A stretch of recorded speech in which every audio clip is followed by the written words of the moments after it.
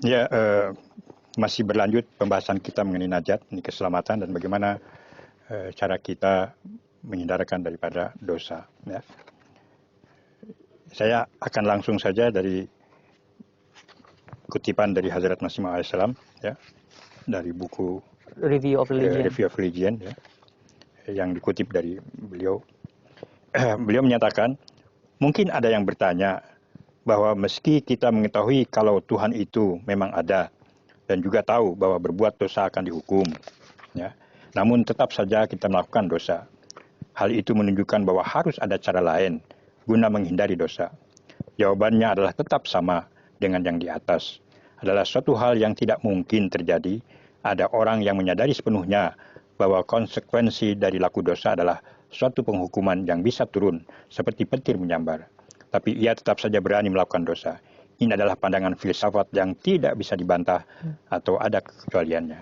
Apa yang ingin digambarkan, ya, beliau mengatakan seperti penjelasan di atas, maksudnya penjelasan sebelumnya, berkenaan dengan bagaimana seseorang dapat menghindarkan daripada kelakuan buruk yang mengakibatkan dosa. Nah, di sini saya ingin mengingatkan kembali, ya, apa yang disampaikan oleh Hazrat Masih Maud Alaihissalam bahwa hanya mengetahui, ya, hanya mengatakan bahwa Tuhan itu hukumannya ada, ganjarannya ada, ya, maka itu tidak cukup untuk menghindarkan seseorang karena dia tidak nyata di hadapan kita. Dia tidak menyadari sepenuhnya akan hal itu, ya, karena fitrah Allah Ta'ala yang maha pengasih dan penyayang ini, dia tidak melakukan penghukuman serta-merta. Ya, begitu kita melakukan dosa, kemudian langsung dihukum. Ya, begitu juga kita melakukan amal saleh, tidak langsung berbuah pada waktu itu. Ada masa-masa tertentu yang Allah Ta'ala menzahirkan akibat daripada kelakuan hal itu. Ya, apakah itu dosa, apakah itu amal saleh, kan? Nah, oleh karena itu, kecenderungan manusia ketika hal-hal yang tidak nyata, tidak ada di hadapan kita langsung, maka itu pengaruhnya kepada diri kita, kepada diri manusia ini juga kurang. Berbanding ketika seseorang melihat langsung di hadapannya, zahir di hadapannya. Kan begitu. Ya, misalnya sebelumnya ketika seseorang melihat di depan kita ada ular berbisa, ya, tahu bahwa akibatnya akan fatal, maka segera dia akan menghindarkan dirinya. Tapi ini yang diceritakan tentang hukuman, tentang ganjaran, itu kan baru keyakinan. Tidak sama nyata dengan itu. Jadi kesadaran tentang hal itu ini, yaitu membuat seseorang ini berlaku baik atau sebaliknya. Ya, beda dengan yang dihadap manusia ini akan bereaksi terhadap apa yang langsung dia dilihat. Yang langsung dia lihat. Inilah bedanya ma'rifat dengan itu, karena zat Allah Ta'ala kasih sayang itu kan sangat latif, sangat halus, ya, tidak serta-merta kita akan dapatkan.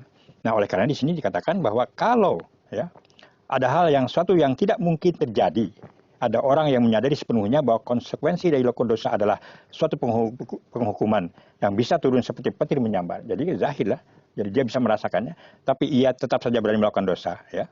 Ini tidak akan mungkin begitu, ya. Ini oleh karena itu inilah pandangan filsafat yang tidak bisa dibantah atau ada kekecualiannya. Artinya sesuatu yang zahir itu, ya, bagi manusia akan cepat bereaksi. Oleh karena itu coba renungkan. Rasulullah mengatakan secara mendalam, jika kalian merasa yakin pasti akan dihukum atas suatu laku dosa, kalian jelas tidak akan bertindak menyalahi keyakinan tersebut. Ya, beranikah kalian menjulurkan tangan ke dalam api yang sudah jelas ada di hadapan kita? Api neraka kan masih kapan, kan? Tidak langsung, makanya, dan itu hikmat. Kenapa Allah Ta'ala tidak serta-merta, tidak segera begitu kita melakukan suatu kejahatan langsung dihukum, kan tidak.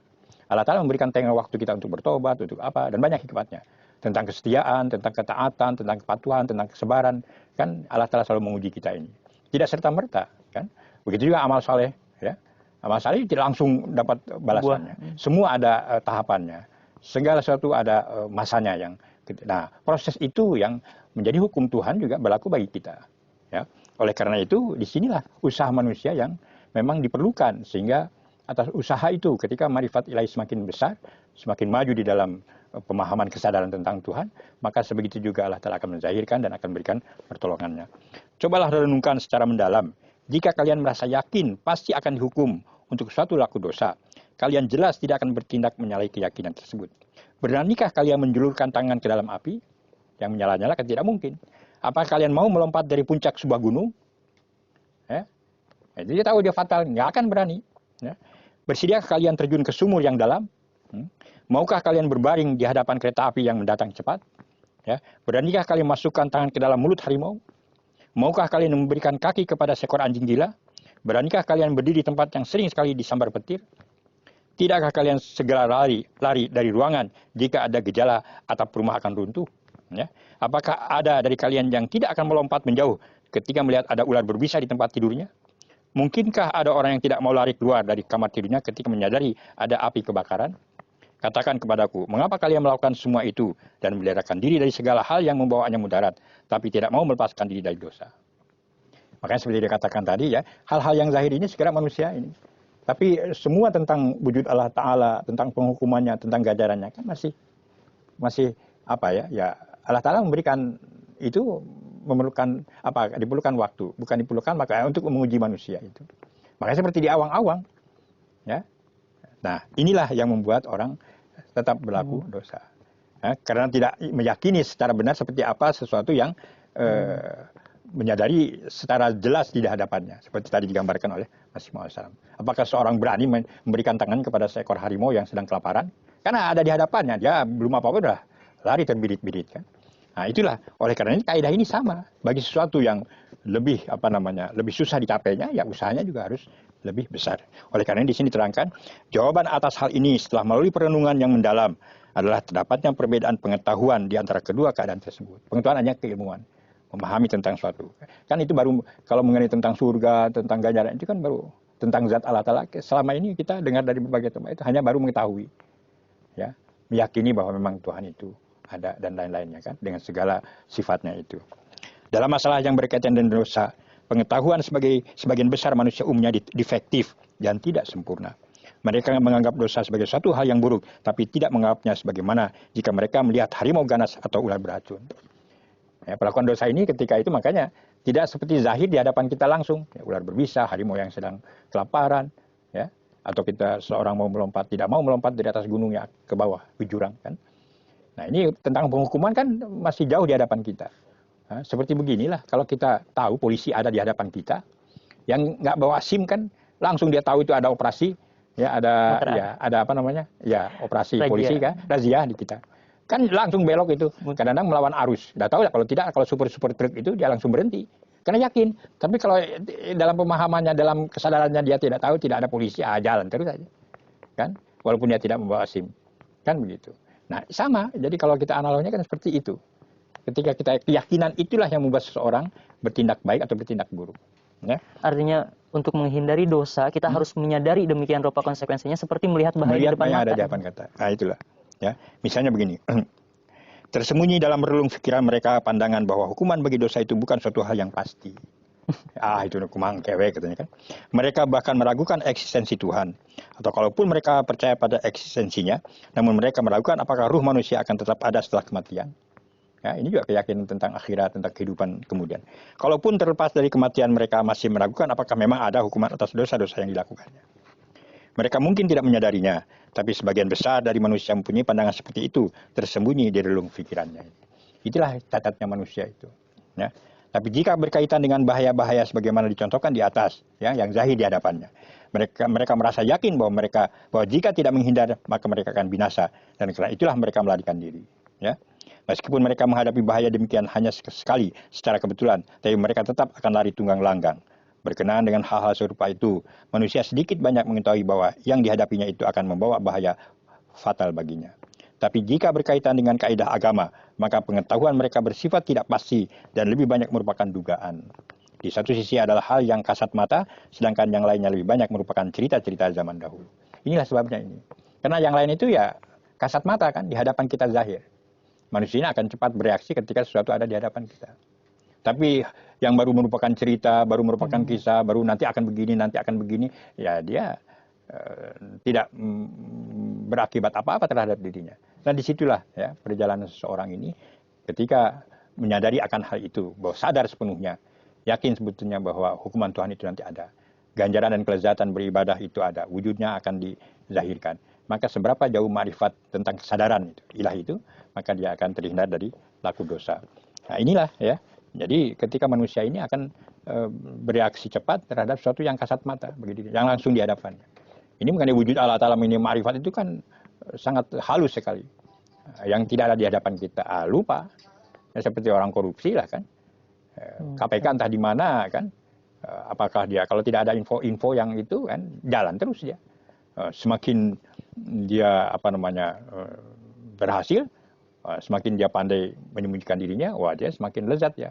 Begitu terusnya tenggelam dia. Tahu-tahu ketika sudah datang KPK baru dia sadar, oh rupanya selama ini. Nah itulah kerja setan kan. Oleh karena itu Huzur menyatakan filsafat keselamatan atau nazat yang hakiki mengandung arti bahwa manusia harus bisa dilepaskan dari neraka berupa laku dosa ketika masih hidup di dunia sekarang ini. Karena itu cobalah pertimbangkan apakah benar kalian telah diselamatkan di neraka dosa ini melalui dongeng-dongeng yang tidak didukung kebenaran demikian, serta tidak ada hubungannya dengan keselamatan hakiki. Carilah di timur dan barat, maka kalian tidak akan menemukan ada orang yang bisa mencapai kesucian hakiki melalui dongeng-dongeng tersebut, sampai kepada tingkatan bisa berhadapan dengan Tuhan. Ya, tidak mungkin, karena itu harus dilakukan sendiri, bukan hanya dengar cerita bahwa ini, bahwa itu, bahwa ini kan tidak. Tingkat komunikasi dengan Tuhan seperti itu akan menjadikan manusia menjadi jijik terhadap pelaku dosa dan lebih menyukai kenikmatan kebenaran samawi, di mana kalbunya menjadi cair seperti air yang mengalir sampai ke hadirat ilahi, diikuti turunnya nur dari langit yang mengusir kegelapan dalam dirinya. Jadi semua itu, ya, selain usaha manusia, ya, kesadarannya semakin besar, maka pertolongan pun sebegitu besarnya, maka akan menyinari kalbunya untuk menghindarkan diri dari dosa. Dia merasa tidak senang, merasa jijik terhadap laku dosa ini. Ya. Jadi tidak mungkin orang selamat hanya dengan cerita yang asyik ya. Ini begitu, ini begini, ini begitu, tanpa dia melakukannya sendiri. Tanpa mengalaminya sendiri. Jika kalian membuka jendela kamar, coba ini Masih Maud memberikan misal yang sangat luar biasa. Jika kalian membuka jendela kamar kalian di hari yang cerah, maka sinar matahari akan masuk ke dalam kamar itu secara alamiah. Hukum Tuhan kan begitu. Tapi jika kalian tutup jendela tersebut, maka sinar cahaya itu tidak akan mewujud hanya karena sebuah dongeng atau kisah belaka. Kan sudah jelas. Jadi di sinilah falsafahnya ini. Jadi manusia itu harus berusaha sendiri. Ya. Padahal kurnia Allah Ta'ala, marifat ilahi itu kan bisa dicapai kalau kita berusaha menujunya. Ya. Sebagaimana misal ini, matahari ini muncul ya setiap saat, ya, artinya di waktu munculnya di bumi ini, di atas kita, ya, itu akan selalunya memancar. Diibaratkan wujud Tuhan dan kurnianya. Tapi orang akan menerima sinar matahari kalau membuka jendela rumahnya, pintu rumahnya. Tapi siapa yang menutup dirinya, ya menutup jendela rumahnya, ya bukan sinar matahari yang akan mencari dia. Kan dirinya sendiri menutup daripada kurnia itu. Ya. Oleh karena itu bukan salah Tuhan, ya, adalah salah manusia sendiri. Ya, ini hukum Tuhan yang menzahirkan akibat dari semua perbuatan kita ini.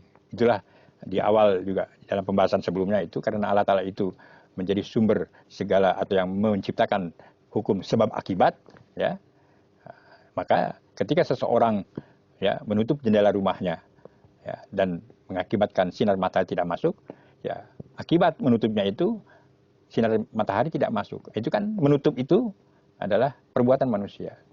Akibat tidak menutupnya itu Allah Ta'ala yang menzahirkannya. Kan begitu. Tapi bukan salah Allah Ta'ala. Yang menutup siapa? Kan manusia. Nah itulah ya. Inilah falsafah yang dengan bahasa yang mudah, ya, apa yang digambarkan oleh Hadrat Masih Maud itu. Oleh karena itu guna memperoleh terang, maka kalian harus bangkit untuk membuka jendela agar sinar masuk menerangi kamar kalian. Menerangi atau menyinari kamar kalian. Apakah mungkin seseorang yang meredakan rasa hausnya hanya dengan membayangkan rasanya air? Ya. Jelas tidak. Seorang yang haus dengan satu dan cara lain harus bisa menghampiri suatu sumber mata air dan menyentuhkan bibirnya ke air tersebut. Barulah rasa hausnya akan mereda. Ya, seseorang yang haus itu coba luar biasa sekali. Masih Maud mengatakan, bila seseorang kehausan, apakah dengan membayangkan air yang cerah atau air derasnya air atau air aqua yang jernih, dingin, yang baru keluar dari kulkas kan? Wah, itu hausnya akan hilang kan? Enggak. Ya, baru akan hilang hausnya itu kalau dia mengambil air dan mulai meminumnya. Nah, jadi bayangan tentang marifat, nah itu juga tidak bisa hanya dengan dengar cerita, dengan hayalan, dengan itu menghayal saja nanti dosa kita akan itu, apalagi orang yang lain disembelih, yang disalibkan, kita akan bebas dari surga, dari dosa. Tidak mungkin. Jadi harus kita yang ada inisiatif dari kita sendiri untuk membuka jendela hati kita sehingga marifat ilahi itu datang. dosa. Demikian juga yang disebut sebagai air yang akan memuaskan dahaga kalian, serta memupus rasa terbakar akibat dosa adalah suatu kepastian. Nah, jadi harus ada keyakinan, kepastian, dan menyadari akan hal itu. Tidak ada cara lain di bawah langit ini guna memunahkan dosa. Tidak ada kayu salib yang bisa menyelamatkan kalian dari dosa. Tidak ada penumpahan darah yang mampu mengekang nafsu kalian. Semua hal itu tidak ada kaitannya dengan keselamatan hakiki. Fahamilah realitasnya dan renungkanlah segala hikmahnya. Sebagaimana kalian biasa mencobai berbagai hal di dunia, coba jugalah cara ini, maka kalian akan segera menyadari bahwa tidak ada cahaya lain selain nur hakiki yang dapat menyelamatkan kalian dari kegelapan kalbu kalian. Jadi yang akan dapat menyelamatkan ini adalah nur ilahi itu. Itulah penzahiran Allah Ta'ala, keyakinan kesadaran akan wujud Allah Ta'ala itu.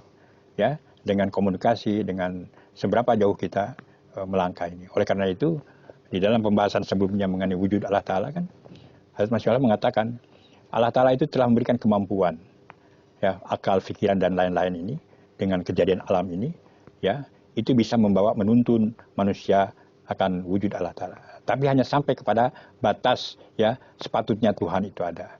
Tapi dengan kemajuan, dengan menghindarkan diri dari segala bentuk dosa, maka Allah Ta'ala akan menzahirkan dirinya anal mawujud, bahwa aku ini ada. Nah, ini kan proses yang harus kita lalui. Itulah ma'rifat ilahi. Jadi bukan hanya dengar cerita dan lain-lainnya itu.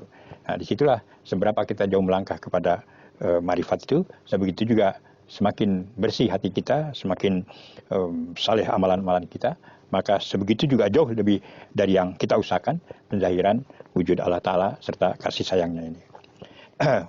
Di akhir beliau menyatakan, tanpa air suci dari wawasan, dari pemahaman, kesadaran, ma'rifat yang sempurna, tak ada lagi yang bisa membasuh kekotoran dari kalbu kalian.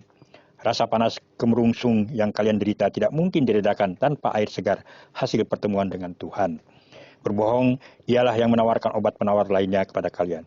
Tuna ilmu ia yang mencoba menyuruh kalian melakukan cara lain. Orang-orang seperti ini tidak akan memberikan nur petunjuk kepada kalian, malah akan menjerumuskan kalian ke jurang kegelapan.